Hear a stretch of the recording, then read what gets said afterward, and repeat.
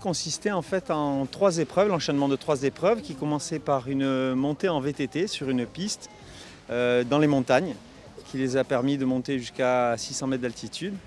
Et là, il y avait une petite transition avec une course d'orientation qui était optionnelle, c'est-à-dire que chaque balise trouvée permettait de gagner du temps.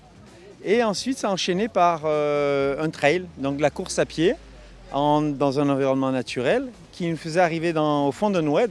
Et le fond d'oued qui venait sortir sur la plage de Sidi El Bachir.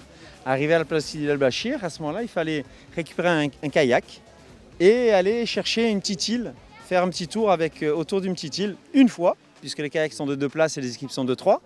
Et l'équipier qui était resté sur la plage devait remonter dans le kayak pour faire un deuxième tour. Voilà, à arriver ici sur la plage de Sidi El Bachir. Alors aujourd'hui, la grosse difficulté, ça a été qu'on a commencé en altitude. Et toute l'étape VTT, c'était de la montée, de la montée, de la montée, de la montée.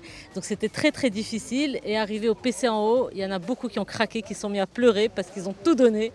Donc ça a été la difficulté. Ensuite, ça c'était l'étape vélo. Et ensuite, il y a eu l'étape de trail. Ça par contre, c'est de la descente. C'était moins difficile et c'était magnifique. On est passé par des paysages splendides. En haut de la montagne, on voyait la mer derrière. On est passé par un endroit qu'on appelle Grand Canyon. On est passé en dessous de la route, sous un tunnel.